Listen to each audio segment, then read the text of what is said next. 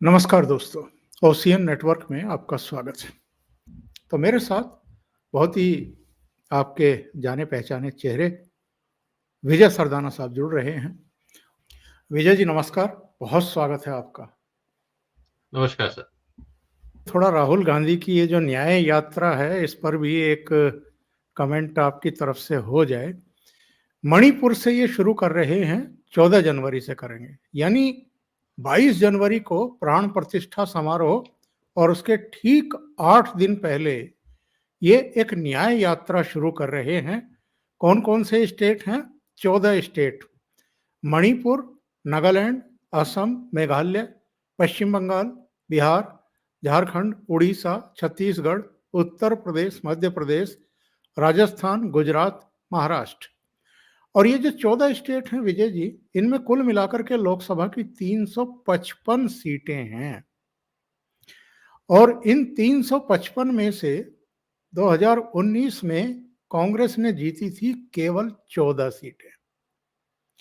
अब मैं इसका ब्रेकअप दे दूं, मणिपुर में 0, नागालैंड में 0, असम में 14 में से 3, मेघालय में 2 में से 1, पश्चिम बंगाल में 42 में से 2, बिहार में 40 में से 1, झारखंड में 14 में से 1, उड़ीसा में 21 में से 1, छत्तीसगढ़ में 11 में से केवल 2, उत्तर प्रदेश की 80 में से केवल 1, मध्य प्रदेश की 29 में से 1, राजस्थान की 25 में 0, गुजरात की 26 में 0, महाराष्ट्र की 48 में से 1, यानी केवल 14 सीटें 355 में से।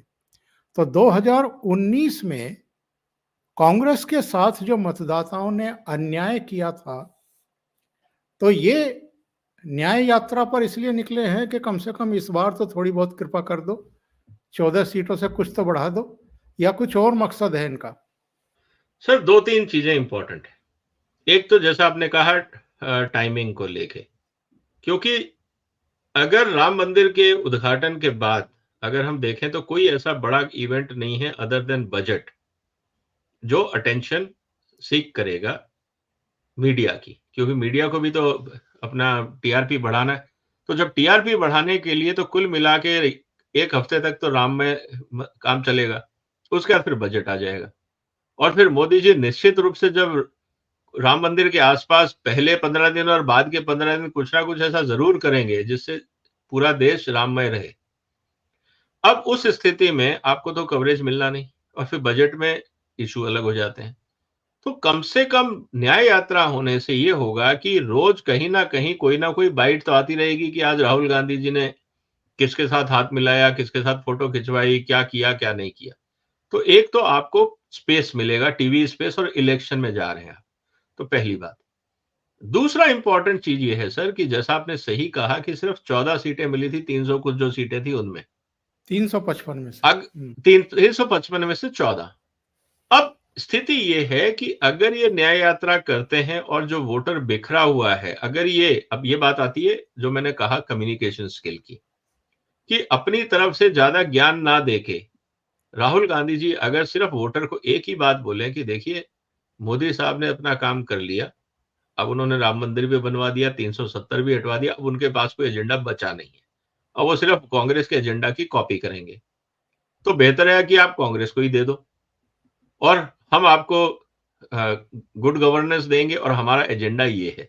तैयारी से जाएं। प्रॉब्लम राहुल गांधी साहब के पास क्या है कि वो एक्सटेम्पर बोलने की कोशिश करते हैं और उनके पास आइडियाज नहीं।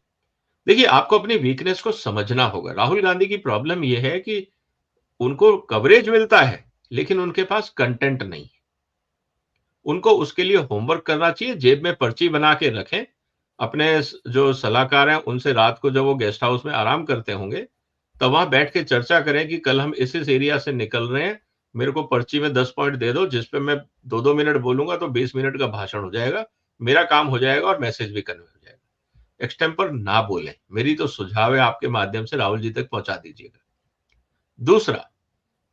तीसरा मुद्दा यह है सर कि 6200 किलोमीटर की ये यात्रा है, तो निश्चित रूप से आपको लगातार टीआरपी मिलेगी और जो वोट बिखर रहे हैं इनका प्रयास ये होगा कि 14 से ज्यादा तो सीटें आ जाएं, क्योंकि अगर 14 से ज्यादा सीटें नहीं आई तो अगर इंडी अलायंस मान लीजिए स्ट्राइकिंग डिस्टेंस पे हुआ, मैं बेनिफिट ऑफ डाउट दे रहा हूं कि वो बिल्कुल सीमा पे पहुंच गए प्राइम मिनिस्टर बनने के, तो अगर कांग्रेस की सिर्फ 14 ही सीटें रही तो इनकी बार्गेनिंग पावर नहीं होगी ग्रुप में, तो पीएम कैंडिडेट कौन बनेगा? तो ये सब मुद्दे हैं सर। इसका राजनीतिक मुद्दा भी है, इसमें पॉलिटिकल मुद्दा भी है, मतलब कि इसमें अपनी पॉलिसी के पॉइंट ऑफ व्यू से और अपने एग्जिस्टेंस के लिए भी।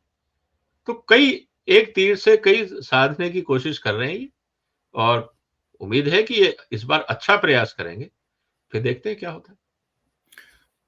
जब कंटेंट की बात कर रहे थे, दूसरी बातें कर रहे थे, तो मैं ये सोच रहा था कि जब ये पश्चिम बंगाल पहुंचेंगे तो ममता बनर्जी की त्योरियां इनको देख करके क्या होंगी? बिहार में जब पहुंचेंगे तो नीतीश बाबू इनका स्वागत करेंगे या कुछ और करेंगे? या अगर हम उत्तर प्रदेश की बात करें जहां से 80 सीटें आती हैं, वहां अखिलेश बाबू इनका फूलों से स्वागत करेंगे या अपने घर बैठे रहेंगे? इसी तरीके से महाराष्ट्र में भी जब ये जाएंगे, महाराष्ट्र में एक बार पहले भी जा चुके भारत जोड़ो यात्रा के दौरान, तो वहां पर उद्धव ठाकरे, शरद पवार, ये इनका क्या रुख होगा? सर ये सब फैसला हो जाएगा 31 दिसंबर को। अगर इस 31 दिसंबर को सीटों का बंटवारा या जो भी होगा, अगर वो तालमेल सही नहीं बैठा, अगर उसमें कड़वाहट आई, तो ये कड़वाहट आपको इनकी यात्रा में जब भी ये जिस राज्य में पहुंचेंगे वहां देखने को मिलेगी, क्योंकि फिर ये स्पिल ओवर इफेक्ट होगा। ममता जी इनको कहेंगे कि ये आदमी सिर्फ कुछ करता नहीं है, ये हमारे यहाँ के सिर्फ वोट बटोरने की कोशिश कर रहा है, वो अपना काउंटर प्रोपेगेंडा करेंगी। यही नीतीश जी करेंगे, यही बाकी राज्य करेंगे, क्योंकि 14 राज्यों में से जा रहे हैं। अब 14 में से अगर हम देखें तो इनमें सर कांग्रेस की स्थिति क्या है? उदाहरण के लिए आपने कहा बंगाल, वहां ममता जी इनको घर नहीं बसाने देंगी। बिहार में भी इनको घर नहीं बसाने देंगे लालू जी। यूपी में अखिलेश जी घर नहीं बसाने देंगे। मध्य प्रदेश वैसे ही बीजेपी, राजस्थान में बीजेपी, गुजरात में बीजेपी, महाराष्ट्र में बीजेपी एंड अलायंस, वो इनको अपना घर नहीं घुसाने देंगे। छत्तीसगढ़ में बीजेपी। तो अब इनके लिए कोई ऐसा स्टेट नहीं है जहां इनका टेक्निकली भाव, जैसे था ना पहले कर्नाटक में इनकी अपनी रही सरकार, फिर इन्होंने कहा कि नहीं हम महाराष्ट्र में जा रहे हैं, वहां इनका अपना रहा, हिमाचल में इनका अपना रहा। तो कहीं ना कहीं बीच बीच में इनको अपनापन लगा। यहां तो पूरा एनवायरमेंट ही हॉस्टाइल हो जाएगा। तो ये इंडी गठबंधन का जो डिसीजन होगा सीट बंटवारे को लेके, अगर वो रिजॉल्व हो जाता है, उसमें अगर माहौल पॉजिटिव रहता है या सद्भावना का रहता है, तो जहां जहां पे भी ये जाएंगे इनका अच्छा स्वागत होगा। लेकिन अगर सीट बंटवारों को लेके ही झगड़ा हो जाता है, तो जहां जहां फिर राहुल गांधी जी यात्रा करेंगे, वहां की जो स्टेट गवर्नमेंट्स हैं वो इसको पॉलिटिकल रैली समझ के इसका विरोध करेंगे। ये हमें समझना। विजय जी, बहुत बहुत धन्यवाद। आपने ओशियन नेटवर्क के लिए समय निकाला और बहुत ही महत्वपूर्ण मुद्दे पर चर्चा की। Thank you so much. नमस्कार। नमस्कार सर, नमस्कार। वंदे मातरम। वंदे मातरम।